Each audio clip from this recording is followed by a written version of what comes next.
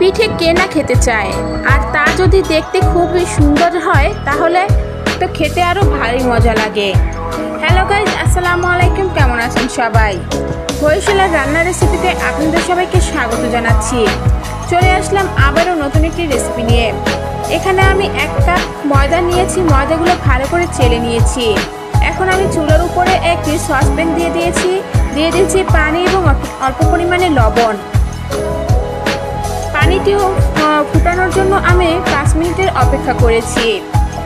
এখন 5 মিনিট পরে আমি ময়দাগুলো পানির ভিতরে দিয়ে দিচ্ছি। এখন আমি একটি চারার সাহায্যে ভালো করে ময়দার সাথে পানি মিশিয়ে নিচ্ছি। এভাবে আমি যতক্ষণ না পর্যন্ত ময়দাতে সিদ্ধ হয়ে আসছে এবং পানিটি শুকিয়ে যাচ্ছে আমি নাড়তে থাকবো। এই তো আমার ময়দাটি হয়ে গেছে। এখন আমি একটি বাটির ভিতরে ময়দাগুলো ঢেলে দিচ্ছি। নিয়েছি এখানে একটি ডিমের সাথে ময়দার সাথে মিশিয়ে আমি ভালো করে মেখে নিব। এভাবে আমি ভালো করে হাত দিয়ে কষলিয়ে ময়দাটির ডো তৈরি করব। এই তো আমার ময়দার সাথে ডিম ভালোভাবে মেখে নেওয়া হয়ে গেছে। এ পর্যায়ে আমি এর ভিতরে একটু সয়াবিন তেল দিয়ে দিব। সয়াবিন তেল দিয়ে ভালো করে আবারও আমি সুন্দরভাবে ময়দাটি কষলিয়ে একটি ডো তৈরি করব। আমার ডো হয়ে গেছে। এখন আমি এটিকে পিস পিস করে কেটে নিচ্ছি, যেভাবে আমরা রুটি তৈরি করি। এই তো এখানে আমি 1 কাপ ময়দা দিয়ে 10 পিস পিঠের ডো তৈরি করেছি। এখন আমি এখানে একটি ফিটির সাহায্যে ভালো করে হাত দিয়ে একটি শেপ তৈরি করছি। দেখতেই পাচ্ছেন আমি লম্বাটে শেপ তৈরি করেছি। এখন আমি একটু সয়াবিন তেল দিয়ে ভালো করে মেখে নিচ্ছি। এখানে আমি একটি ছাঁকনি নিয়েছি। আপনারা চাইলে এখানে চিরুনি, ভালো পরিষ্কার চিরুনি দিয়েও এই পিঠাটি তৈরি করতে পারেন। তো দেখতেই পাচ্ছেন আমি কিভাবে চ্যাপটা করে পিঠাটি ছাঁকনির ভিতরে দিয়ে দিচ্ছি। এই তো আমার সুন্দরভাবে দেওয়া হয়ে গেছে। এখন আমি আস্তে আস্তে করে উঠিয়ে নিব। দেখতেই পাচ্ছেন কত সুন্দর একটি পিঠে হয়েছে। ডিজাইনটা খুবই সুন্দর এবং ইউনিক। এভাবে আমি আরো কিছু পিঠে তৈরি করব। আপনাদের সুবিধার্থে আমি আরেকটি টেকনিক দেখিয়ে দিচ্ছি।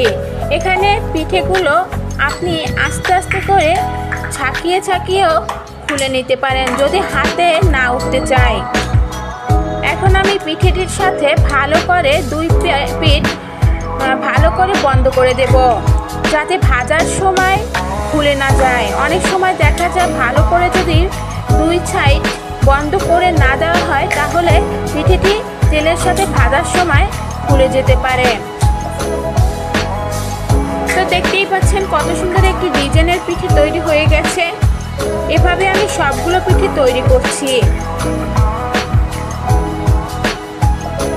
এই তো আমার সবগুলো পিঠে তৈরি করা হয়ে গেছে। এখন আমি এ পর্যায়ে একটি চুলার উপরে কড়াই নেব।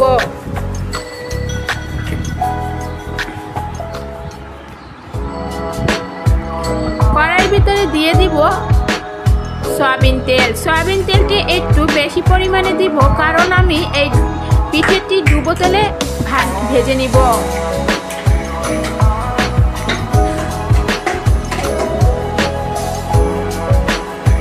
আমি তেলটি গরম হওয়ার জন্য 2 মিনিট অপেক্ষা করছি। 2 মিনিট পরে আমি পিঠেগুলো তেলের ভিতরে একটি করে দিয়ে দিচ্ছি। সবগুলো পিঠে আমার দেওয়া হয়ে গেছে। আমি 1 পিঠ ভাজার জন্য অপেক্ষা করছি। এই তো আস্তে আস্তে আমি পিঠেগুলো উল্টিয়ে দিচ্ছি।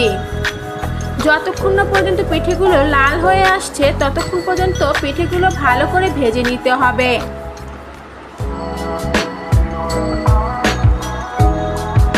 এই তো আমার পিঠে ভাজা হয়ে গেছে। এখন আমি একটি প্লেটের উপরে একটি করে তেল ছাড়িয়ে উঠিয়ে নিচ্ছি।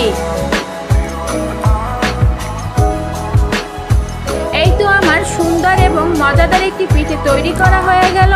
আপনারা এরকম নিত্য নতুন রেসিপি পেতে অবশ্যই আমার চ্যানেলের পাশে থাকবেন এবং কমেন্টের মাধ্যমে জানাবেন আমার রেসিপিটি কেমন হলো।